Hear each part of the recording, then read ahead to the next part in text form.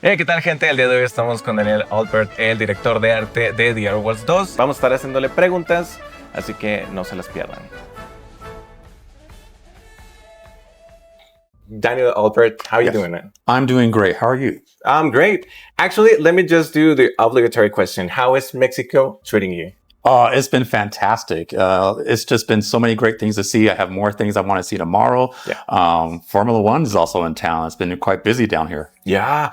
Is it your first time here? This is my first time in Mexico City. Ah, okay, great. Yes. You know, Mexico City is very famous for having a lot of cultures in it. Mm-hmm.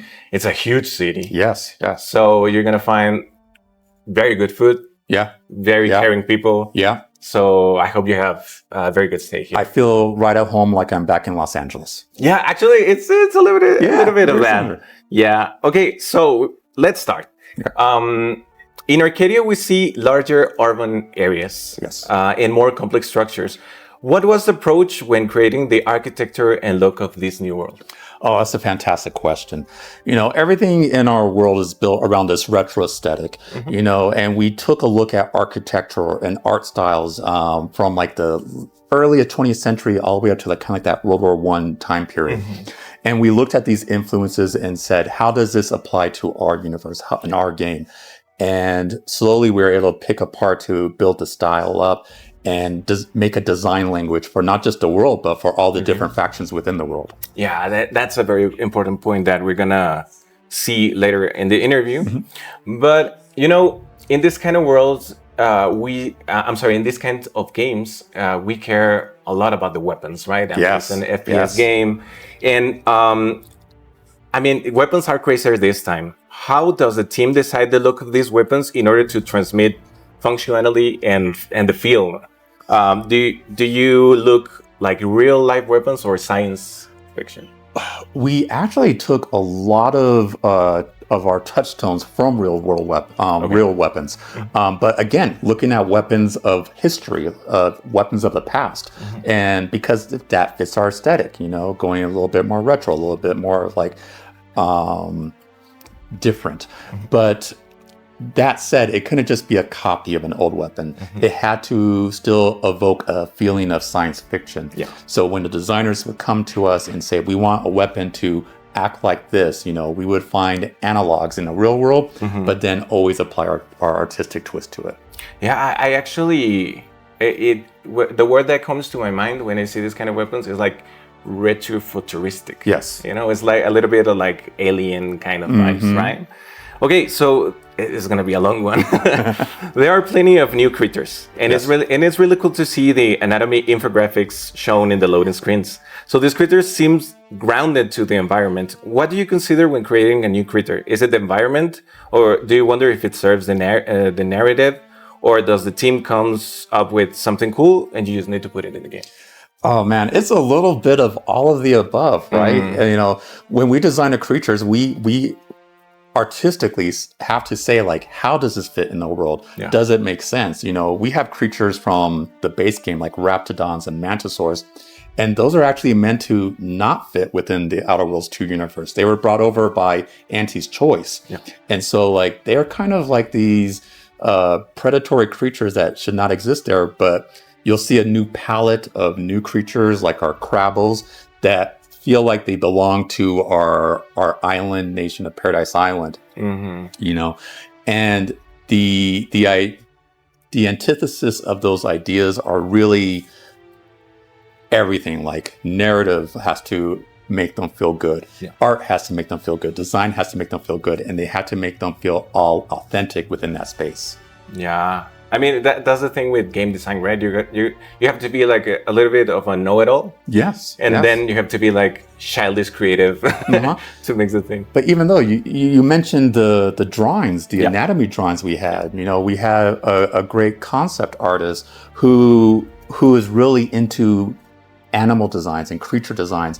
And so even when she is crafting the creature, she's making sure the anatomy feels correct and that all the muscles feel correct around it. So again, it lends to that authentic experience.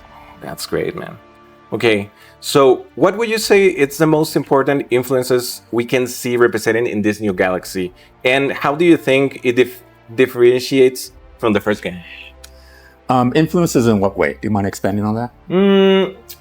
I mean, most in the way that it's going to be like a second game. Oh, okay. Like to difference from those two. Got it.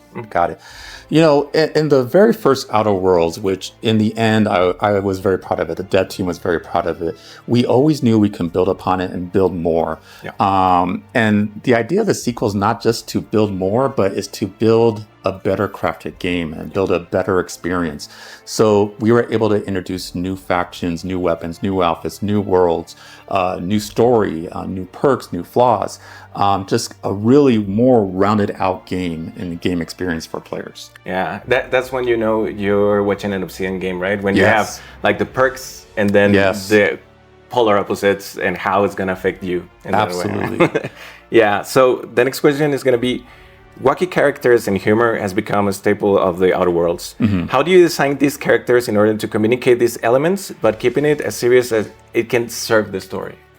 The idea whenever we're putting humor into some of the designs is not to make it silly, but to almost have like a little levity in how it would react in the real world. So we have one character, Milver Street, and he's a salesman. You know, he has like the proper suit on, he has his top hat, but his top hat also has this like ridiculous hologram on it.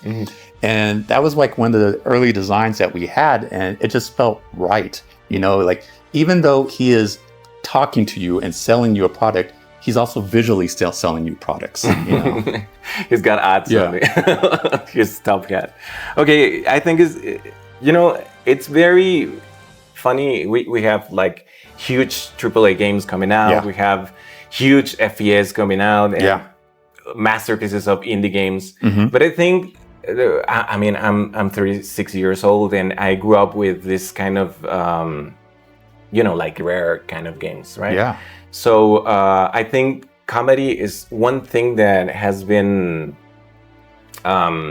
missing, I think, in the genre. So I really appreciate this kind of games because everything has gotten a little bit too serious. Yeah, it can. And maybe too hyper-realistic. So that's one of the things that the Outer Worlds has been really great. It has great art design. It's funny.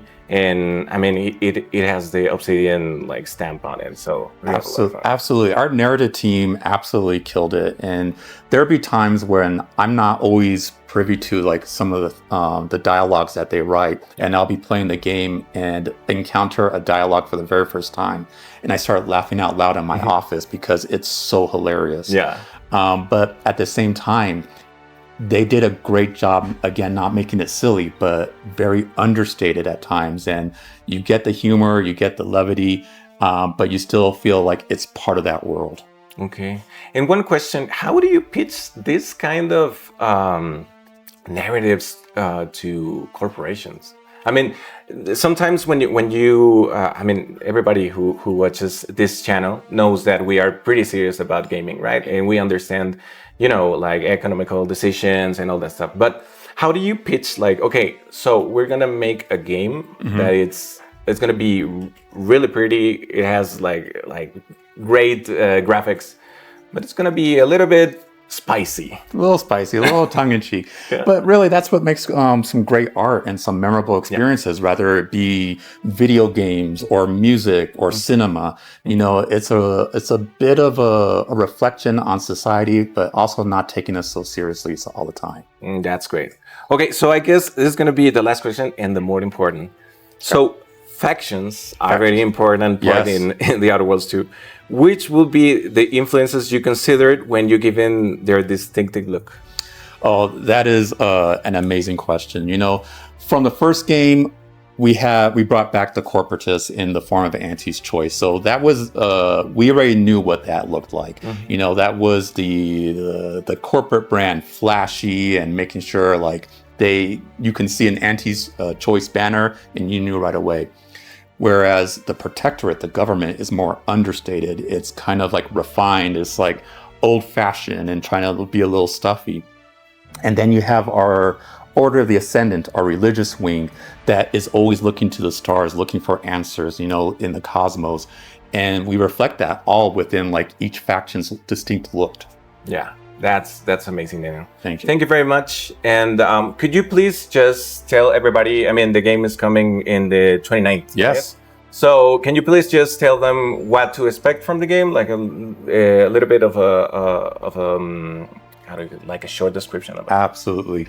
Outer Worlds 2 coming out October 29th. Expect more expansive worlds, more factions, more of everything that you've loved from the first game.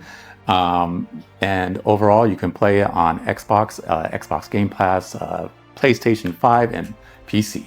Okay, well, thank you very much. Thank you. Y chicos, no se pierdan todo el contenido que vamos a hacer alrededor de The Outer Worlds 2.